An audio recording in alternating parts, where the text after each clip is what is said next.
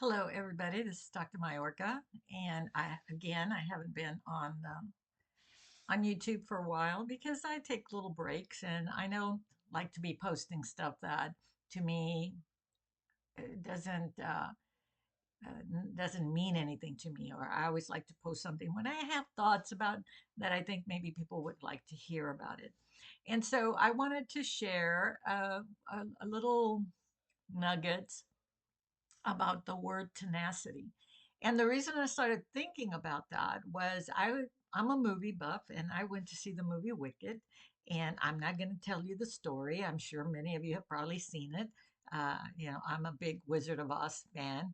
And I really wanted I'm into musicals. So when I saw that it was going to be a musical and they were doing the music live, I thought, well, this will be kind of interesting. So I went to the movies with my sister and we sat there and very long movie, 2.5 hours. But I totally enjoyed the music and the acting and all of that. But as a counselor, again, from my perspective, I walked away from the movie believing that there was a much deeper message than what we were looking at. And I've got a lot of ideas about that. But what I was thinking about Elphaba and as a main character, and then Galinda, and all the other characters that you know were part of the movie, but I really wanted to concentrate on Elphaba and who she was. And I looked at it and I thought, if I could use a word to describe her, what word would it be?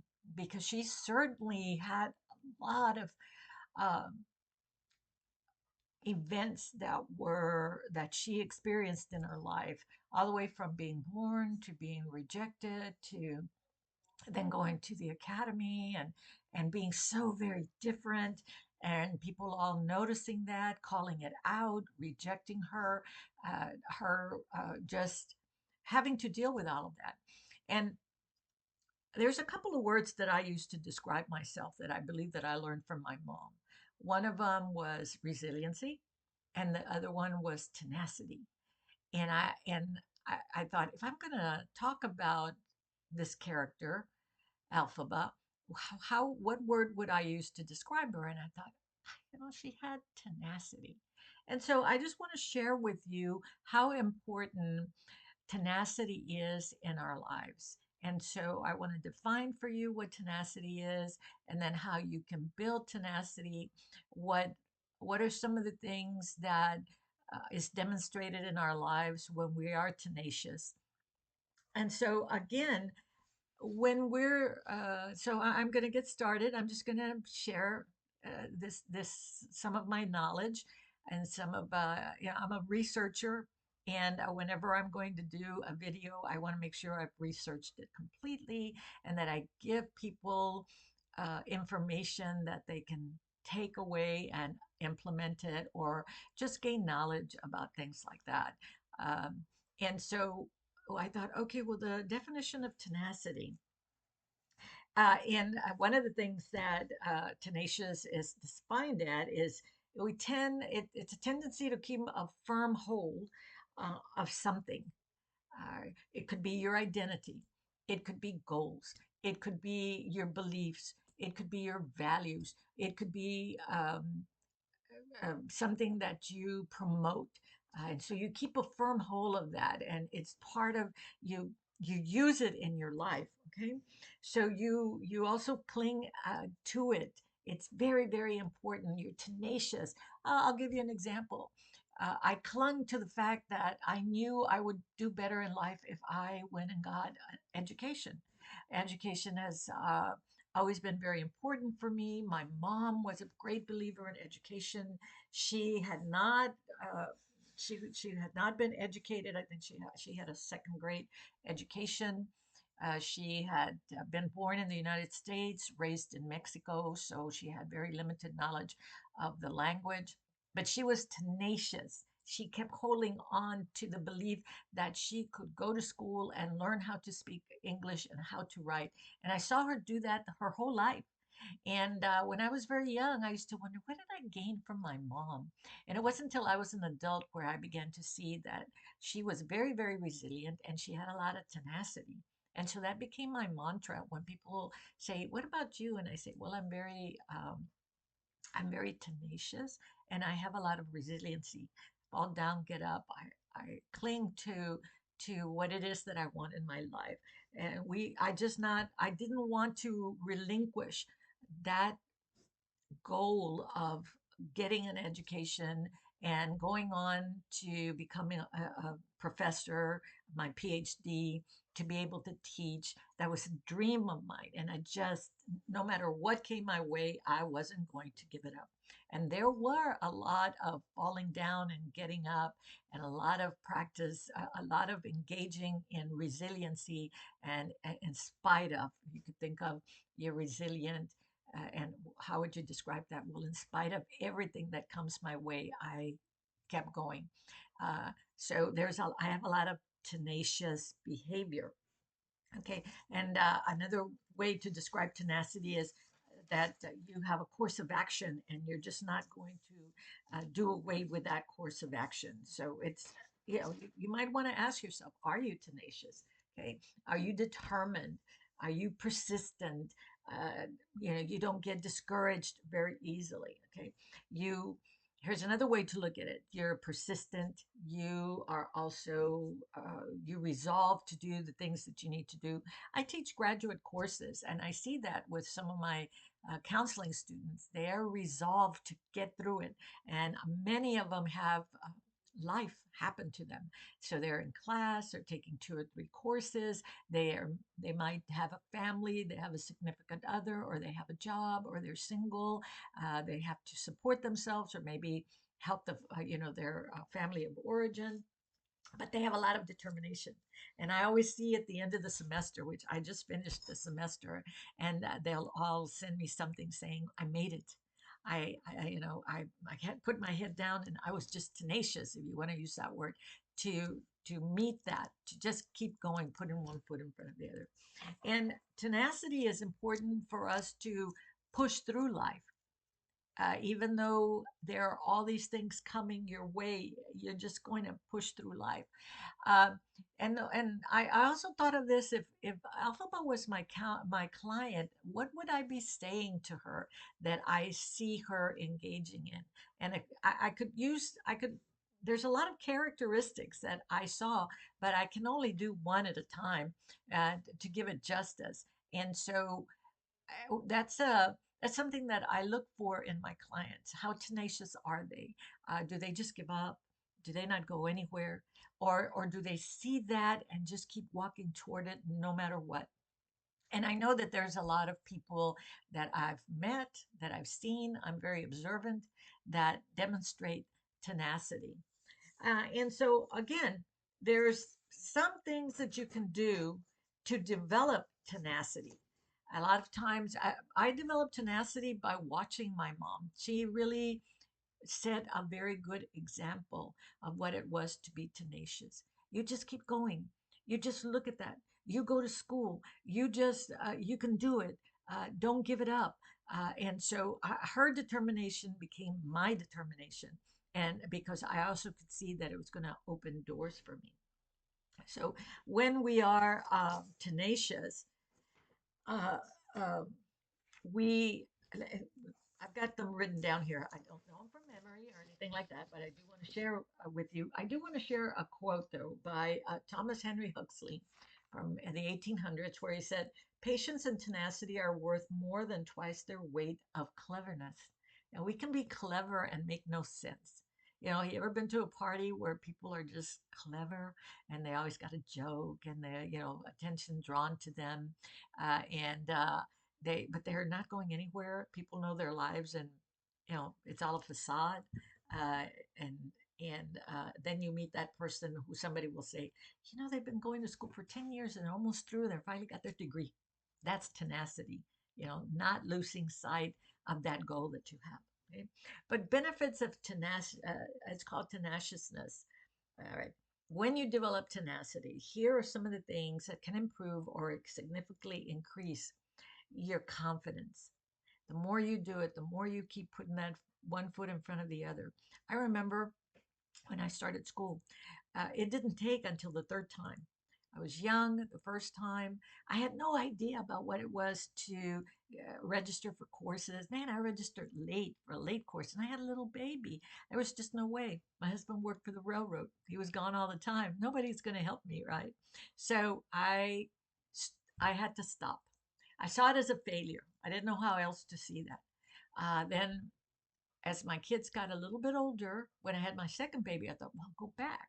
And I registered for one class, and it was an 8 o'clock class, and it was an English class. And at that time, you were taking the course, a lot of writing, and then you had to take a grammar exam. And I failed it. And so I had to drop out. Again, another failure. But I was tenacious. I was determined to do what I wanted to do, which was I knew I wanted to get an education. I was an LVN. You know, I had a 1 year vocational licensure. I was working with a doctor. It's not like I wasn't doing anything. And I've always been one to determine that I wanted a career. I wanted to be able to take care of myself. Even though I was married, I wanted to be self sufficient. And so I went back the third time. And the third time was the charm. I took an English class and I took that exam and I passed it. Oh boy, if I could have flown. Uh, there's a song in Wicked, gravity, you can defy gravity. I defied gravity that day. I was so excited. And once that happened, I just flew. Okay.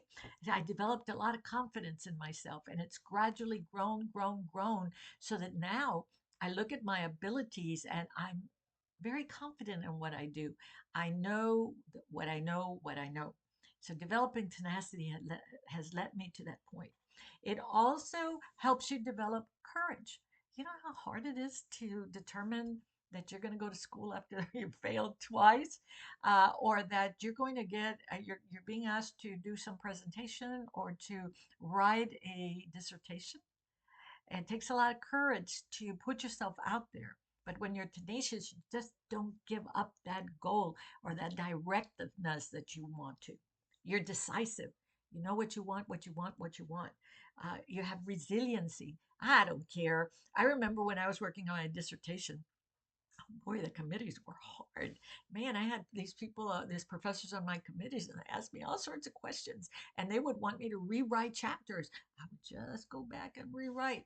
You know, I felt like I was being tumbled down, like they didn't want me there, they didn't want me to graduate.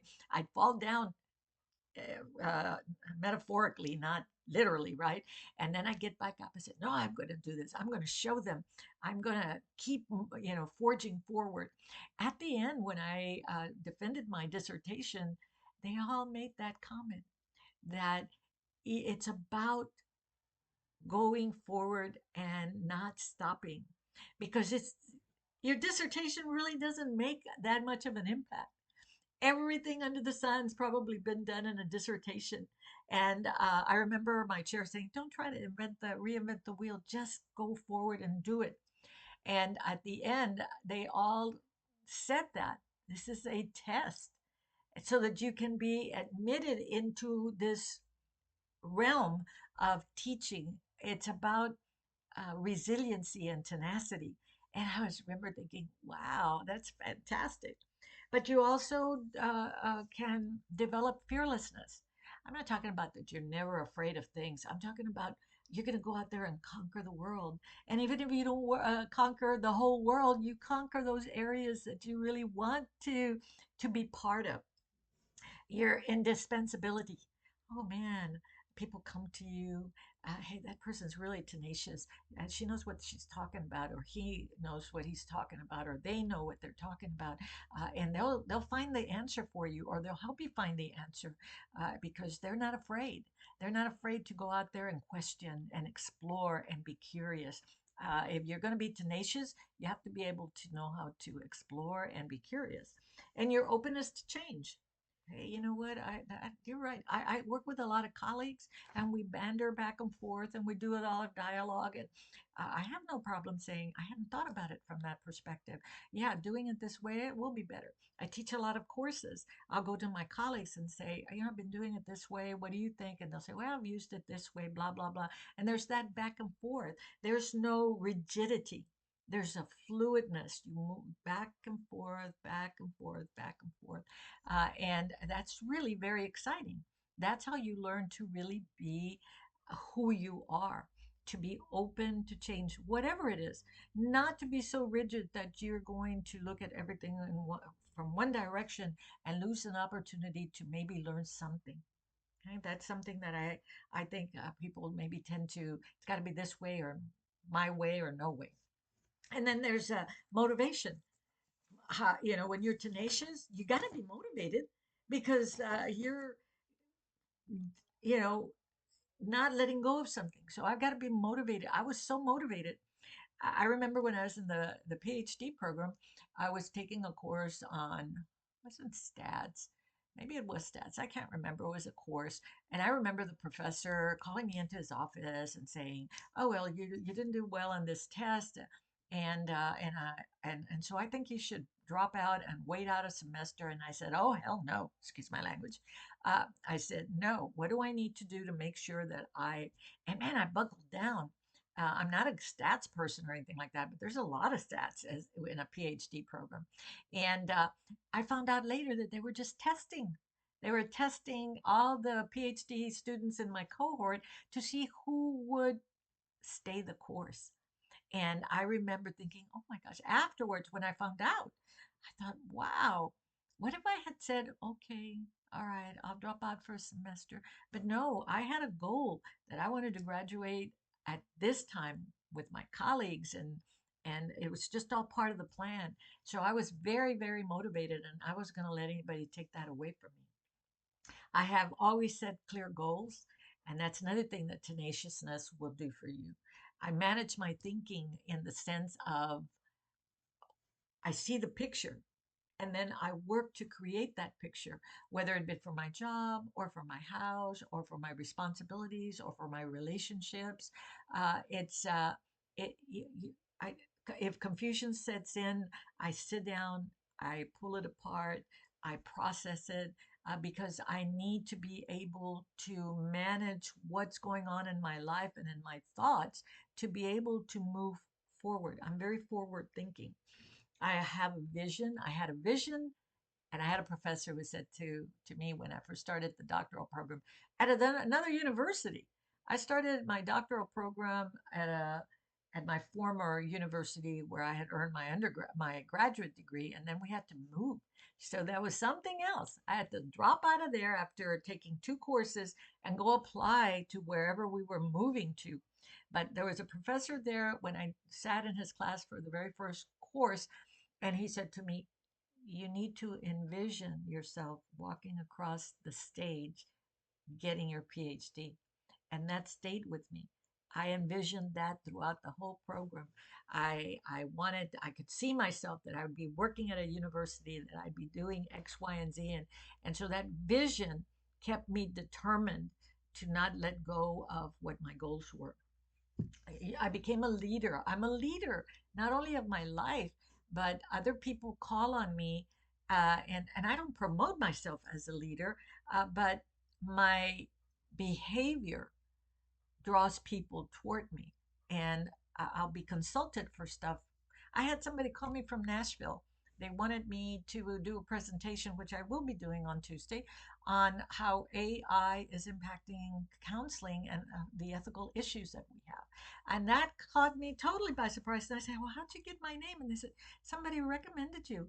Because I had worked in Nashville, I had taught at Belmont University, and they called the university and they recommended me from the university. So again, all these things roll out and unfold in your life. Not everybody's life would work out the way mine has, but if you're tenacious, whatever your goals are and whatever it is you want in your life, that's going to roll out. Uh, Never give up on your dreams. God, my mom had a dream to know how to speak the language and know how to write, and she never gave up on that. She was already in her 90s and she was still practicing her handwriting. She was still, you know, her language. She got to be able to speak English, able to communicate, able to do all the things. My mom never gave up on so many of her dreams. She wanted to always be a singer. and she joined groups already in her 60s, and with my little women, like a trio. And so she had so many dreams, and she never gave up her dreams. I have dreams. I wanted to become a counselor educator. I wanted to be a counselor. Now I consult. That was another thing. I'm a writer. I've had things published. uh, and it just goes on and on and on, and it just never ends. So you just have this all unfold before you, and it's exciting. There's a lot of excitement to be curious and to explore what else could you do at this stage of your life. You find benefits in adversity. Oh, well, this is just an adversity. There's adverse factors here. What can I do to make it better? It'll get okay. I'll just do this. I'll do that. In other words, I may get slumped for a little bit, and then I get past it. I'm not going to allow to look at this. Oh, forget it. I'm not going to do nothing. I think, no, there's a way to get past this. And then my brain, my thinking starts going, and there's clarity, and poof, there's a way to do this. There's a solution. And so my life keeps moving forward in so many ways. Uh, Everything from reading books, learning things, going here, going there. Uh, I remember I decided that I wanted to do YouTube videos, but not to do them daily. I thought that was overkill. And I get a lot of enjoyment of sharing my knowledge with the people that do decide that they want to, look at my videos. I look at reality also. I stand in reality. I daydream. When I was little, I daydreamed a lot. But I also look at life from a realistic perspective. I'm very much into show me the facts, or what are the facts. And I even use that when I work with clients. So, as a tenacious person, I'm like, I've got to look at what is the truth. I always look at it from that perspective. And I'm going to look for facts, and I'm going to work from that. I have opinions. We all have opinions. But I'm really, when I'm working with people, and the dialogue is going on, and it's something that I'm very passionate about, and they are too, I'm going to work with facts. And if I have an opinion, I am going to say, this is my opinion. I'm not going to force anybody to pick up my opinion. So all of these things come along that you develop or could develop when you engage in tenacity. And we have expectations, high expectations of ourselves, and we aim high. I'd like to do this, I'd like to do that. I remember I've always been what I call a gypsy. I really enjoy traveling. I couldn't do it when I was young. Financially, it was difficult. I got to the point where I lived my life in increments of decades, and I got to the point where we had done some traveling, but we had kids. Once we became true empty nesters, we had grandchildren. Well, I began to really decide now is the time for me to travel. So I think when I hit 60, I began to invite people, because I do.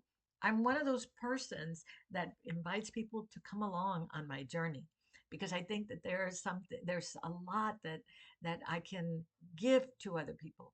It's either knowledge or adventure or um, joy and experience. And so if I invite people to come along, but if they don't want to, that's okay too, because there's always going to be somebody that's going to want to go ahead and go along with me, because I need people. Part of my tenaciousness is to also have people around me that are going to be just as curious, and to explore and to see things that are out there that could be, right. I have a dream. If they have a dream, how can you make your dream come true? Keep your goals. I have a lot of young people that speak to me and will call me, and so that will be the conversation, to stay motivated, to aim high, to set realistic goals, but goals that you can accomplish, or that you can ask somebody to help you make that happen. And that's all part of being tenacious. So the final thing that I would like to say is that see tenacity for what it is, a good thing for anyone deserving to take more control of their destiny in their lives.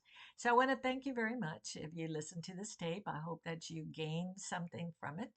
And I will see you again soon when I have another topic that I want to discuss. Thank you.